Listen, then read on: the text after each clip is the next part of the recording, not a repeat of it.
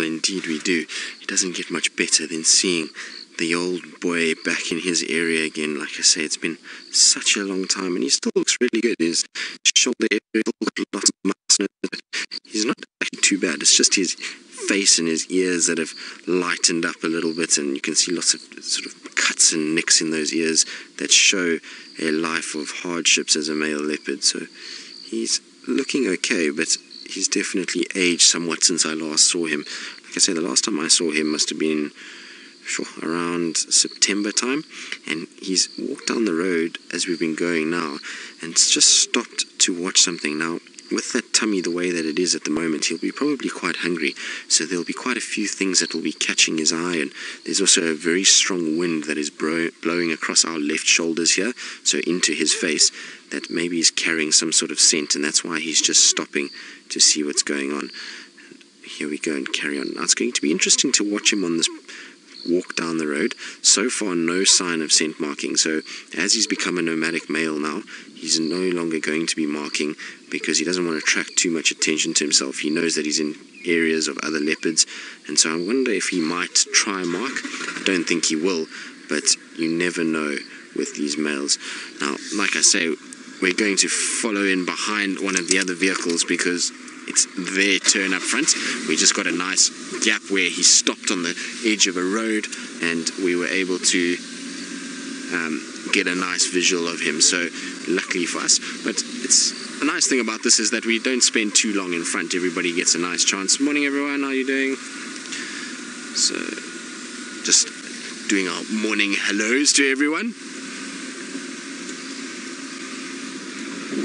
It's part and parcel of being out here is having the commercial guys around, and like I say, we're so lucky that we have Taxon and Aubrey that work for Djuma around us. They really are very accommodating to our needs and how we do things, so it's always good to be with them. So we're just going to let some of the guests get a couple photos before we come across. Thanks, Aubrey. But you can see, like I was saying to you, that there's no scent marking whatsoever. Now, if this was Tingana or an Anderson, you would find that he would be marking quite a lot. So he would be going along and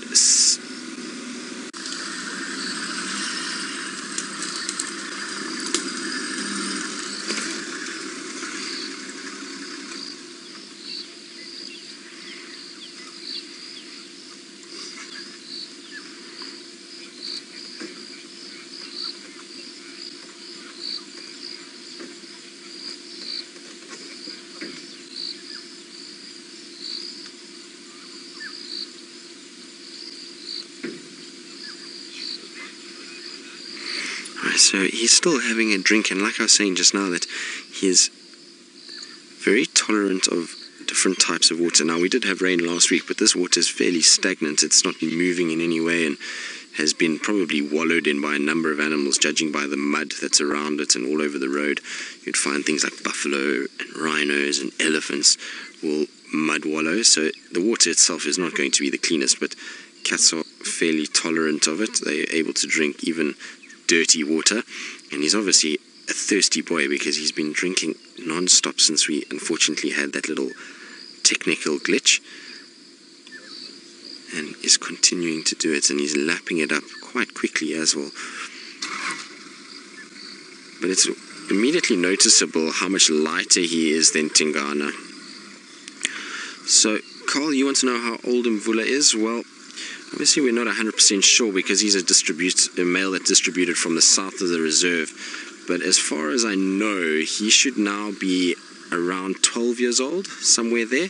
I'm sure there are some viewers out there that will know exactly when he was born, but I know he was born to a female in the south called Outcrop Female, but I can't remember exactly the date that they were, or the year that they were born, but I think he's about 12 years old. I'll have to check when I get back home. Like I say, it's been so long since I've seen him, I've actually forgotten when he was born. But I think it was somewhere around 2005, if I remember correctly, which for a male leopard is old. Generally, male leopards will only live to about 12-14 years, so he's already past the average age, and like I say, still looks in good condition. He's still got a healthy muscular structure around his shoulders and neck area. And when male leopards get really old and they start to battle, you'll find that they get really skinny in that area, and then also around the hip. But he has the most incredible eyes. So when he looked over at us just now, he has these very light colored eyes which are absolutely beautiful. And it's why he was called Mvula in this area, is because his eyes are that color of water, and Mvula means rain, and so that's why he was named that. But it is really, really one of his attributes is those eyes. They are piercing but beautiful at the same time.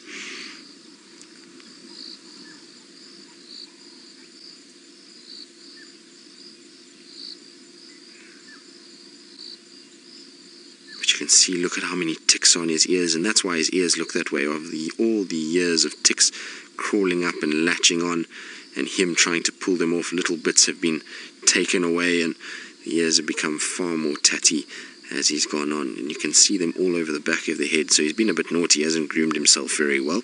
It's difficult to get behind your ears, but they use their paws generally a lot of the time to clean there.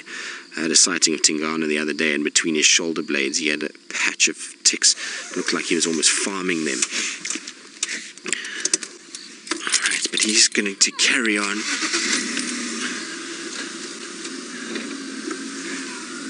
Dominic, it's an interesting question. Leopards do lose some agility when they get a little bit older. So when they are still younger, they will be quicker and a little bit more agile in terms of being able to catch prey.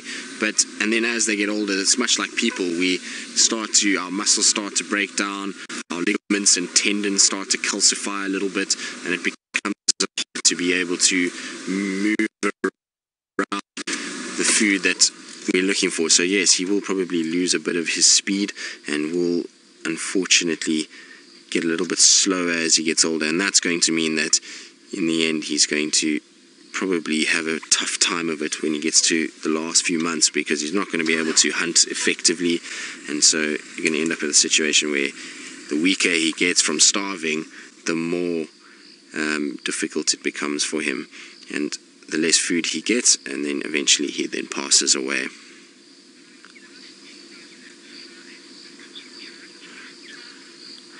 So Karen, there we go, confirmed 2005 was when he was born, and like I say, he was born to the outcrop female right down in the south of the reserve on the Sabi River, and he's travelled all the way north through the Sabi Sands to be a dominant male in this northern sector. So in terms of as the crow flies, I think he's probably travelled easily 30 kilometers from the southern sections to be up here to be the dominant male in this area in the prime of his life.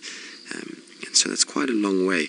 Now, he did have a litter mate. He had a brother when he was a cub, but no one knows where that brother ended up or what happened.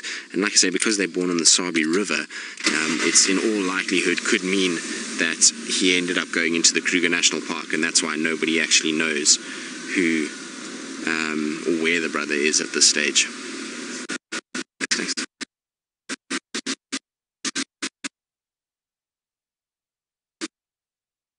So Marco, you're asking me if I've ever seen Mvula's brother, and you're asking if his name is Vin Diesel. So this is a big misconception.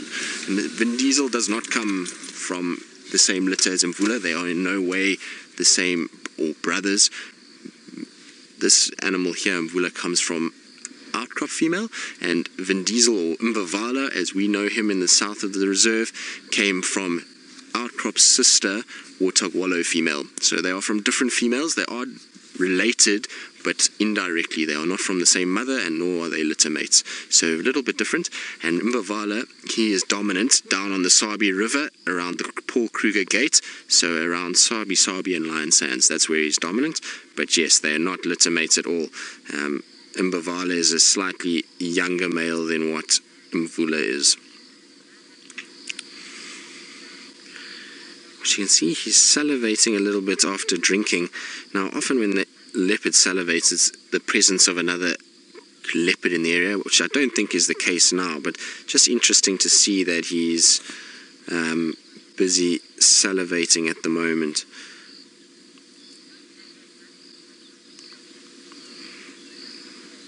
There we go, cleaned his chin, good boy. Now, seems that everybody's left us alone for a little bit, which means we can just hug this male to ourselves and follow in behind him, which will be really, really nice. So this particular male, I wonder where he's going to go, because he is walking now straight towards Mvula to the main camp. So if he continues on the road that we're on, we are going to come straight through the camp basically. So those of you that are on the dam cams, be on the lookout for him. He is heading in that direction, and he is now right in the heart of Tingana's territory, so he's looking for trouble by being here, but that's probably why he's not scent marking or vocalizing or anything like that. He's trying to fly under the radar and just see what's around and see if Tingana is actually actively patrolling. Also, after the rain that we've had, most of the scent marks have been washed away, so if Tingana hasn't been up this way to scent mark again since the rain, then this male won't be that sure that there is a dominant male in this area at the moment. So that's probably why he's here and having a look around. Now, we're going to keep following him and see if maybe we can get ahead of him so we can see those beautiful eyes. And while we do that, let's go across to Jamie, who's got the organized small little termites. Sounds like Jamie's having one of those mornings. Don't worry, Jamie, the weather is not conducive to spatial awareness at all, so hopefully you'll get that sorted out. And Mvula is now off the road. He's been in this area and he's just been sitting and listening. There's been some elephants that have been trumpeting in the distance, which caught his attention for a while, and been sniffing around, but it seems like he's not too interested in much this morning. He's just kind of ambling along and listening to the morning sounds, which I suppose if you're a big male leopard and you've seen it all before, that's not a bad way to go. Sometimes the best part about our day is driving around, just listening to what's going on and hearing all those natural sounds. Oh, and we're off again. Now, the area he's going into is not pleasant to follow in. I'm going to try and see if I can keep up with him, but he tends to be taking us through rather dense bush. So we're going to try and see if in some way we can get ourselves through here. That's the one nice thing about having a short wheelbase Land Rover, is that these little cars can get anywhere. I think if I was in a slightly larger vehicle like they use for the commercial lodges, I don't think I would have been able to keep up with him already. He's twisted and turned through some rather vile treed areas. Now, I've actually lost visual of him. Oh, there he is. So, Lameka's on it. He's spotted where he went.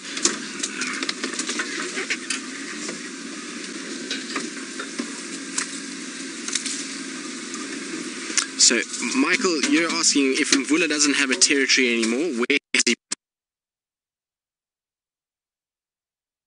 Has a nomadic lifestyle, so he has been everywhere. He's been seen on Simbambili, in Koro, Buffelshoek, Manyeleti, so he has moved quite a bit over the last few months and has put himself all over the areas that he knows. And basically what he's doing is that even though he's not territorial anymore, he's still moving within an area that he used to occupy, but he's no longer scent marking or vocalizing. So he might not be a proper territorial male, but he's still utilizing the range that he had as a territorial male, and he's basically just avoiding all the bigger males. So as the bigger males move and call and make a noise, so he then, sorry, I'm just going to try and get out the way here, he can then move into that area.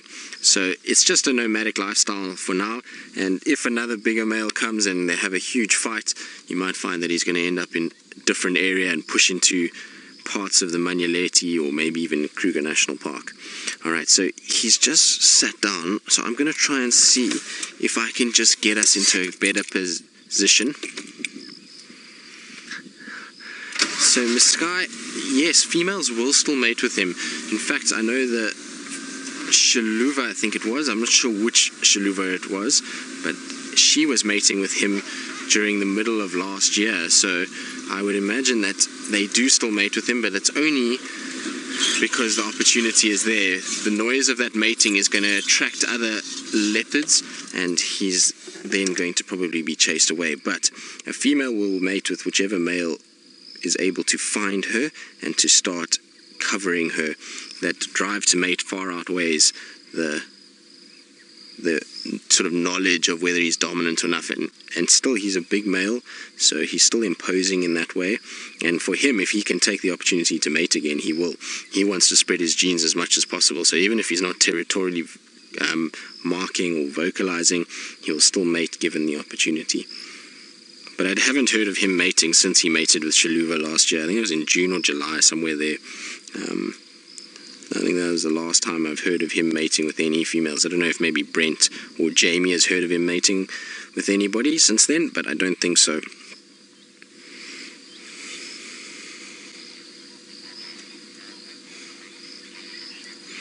But isn't he still spectacular? Like I say, he's got the most beautiful eyes, this male, and he really is looking good for an old boy. Must be honest, when I saw him last in September, he was eating a porcupine and he was starting to look quite tired and starting to show a lot of wearing, and I thought, well, this is probably the last time I'm going to see him. But today he looks really good. Like, he looks as though he's still strong for another maybe year or so in him, which is really good news for all of us.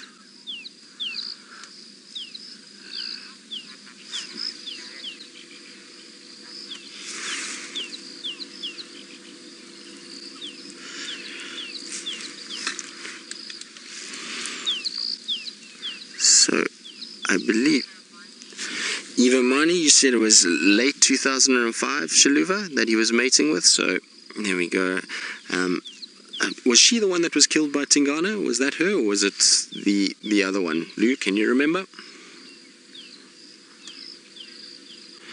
I think it was her that was killed by Tingana as well, so I'm sure that's the one. And like I say, he was mating with her at that stage, and he was already not territorially dominant at that, by that point. When he was mating with that Shaluva female, he was already very nomadic. We had seen him on Simambili close to the lodge, which he never used to come to, even as a dominant male, just prior to him mating with that Shaluva female. So, you know, he's, like I say, even though he's not territorial, will still take the chance where he wants to, and the females will, like I say, see him as a big male and will be very sort of keen to mate with him, because ultimately, even if he is very, very tired and old and no longer holds a territory, he still ultimately has some sort of genes and size and has done really well to be able to stay in this area. Means that he's sort of a strong candidate for mating, so good to have around for a female to mate. Just taking it all in, like I say, he's just watching what's going on and seeing what's happening, and the nose is working overtime. He keeps sniffing on this gentle breeze that's blowing. I think he's trying to see if there's any sign of any prey item or any potential threat in the form of another leopard that he has to worry about. So see, his eyes are starting to get quite heavy. I wouldn't be surprised that he's going to find somewhere here to go and relax and lie down.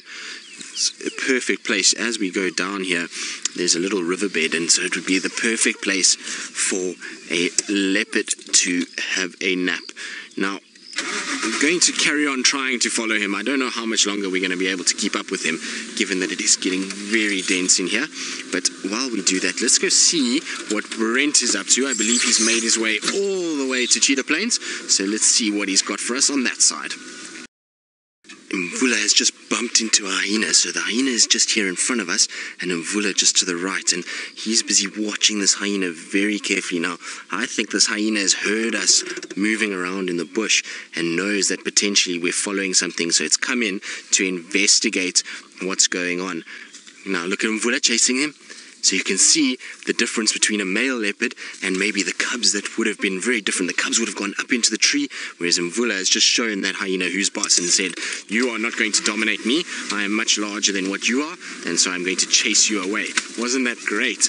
Now the hyena is coming back for round 2. Let's see where Mvula goes. It's unfortunately so thick in here that I don't even know if we're going to be able to keep up, but let's try. Now, like I say, Mvula just had to display. So all he did was just growl and run a little bit at this hyena, and the hyena got the message very, very quickly. But the hyena is tenacious. It thinks now maybe that Mvula has some sort of a carcass here that it's been able to maybe try and steal, given that he's been quite aggressive. So you see it's coming back in to have a look and to see if there's any sign of food here. Now I've lost sight of Mvula. I don't know where he ran to, but I think he ran down further this way. So let's try and see if we can follow.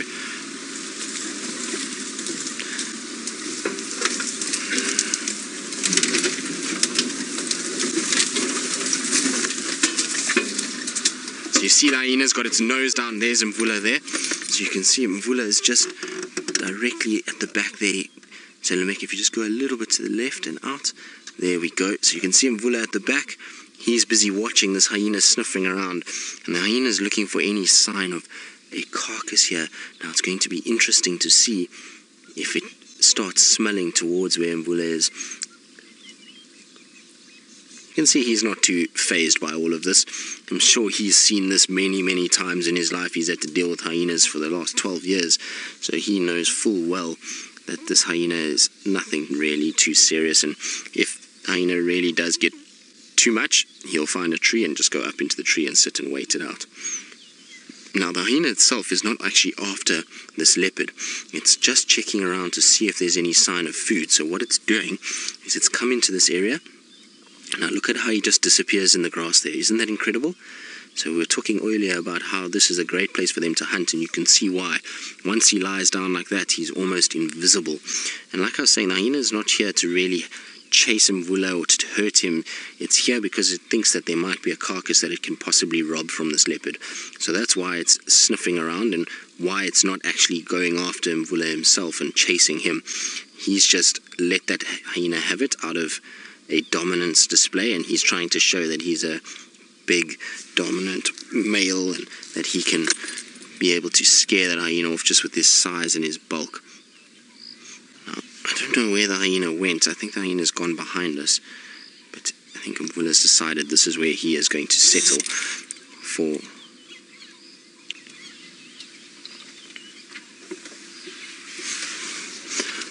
So Crystal says that this hyena was Bella, the son of a matriarch. Well, Crystal, it's nice to know. It's slowly but surely learning all of these hyenas. It's quite a lot to take on, and hyenas are quite difficult to identify. I find them a little bit harder, but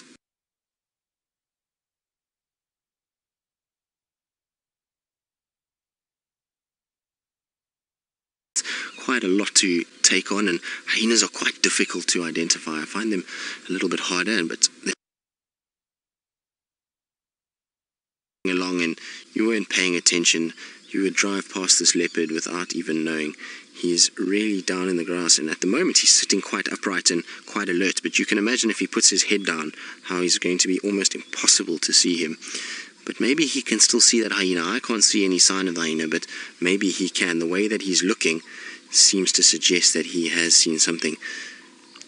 But that is one of the most spectacular images now. We've got this light that has just broken through the clouds that is illuminating this grass, and this big male leopard just standing in it is something unbelievably beautiful. And that is about as close as you're ever going to get to a big male leopard. He's now just walking just in front of the car. I think he's watching that hyena to see if maybe the hyena has found some sort of food item, because I have seen it with male leopards where a hyena grabs some sort of food and they'll then come in and actually chase that hyena off and grab it then up into a tree. So I think that's what he's busy looking for. You can see he's sniffing around here, trying to see. He's been looking up into this big jackalberry that we have and has been trying to see if there's been any sign of food there.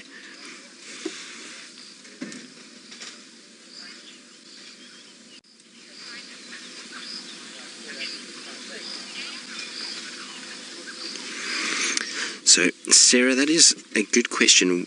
She wants to know whether we will remove the carcass of an animal that has died of natural causes. Well, Sarah, at the moment, probably not. In these summer months, there's no mandate from the Sabi Sands to worry about any outbreaks of disease or anything like that.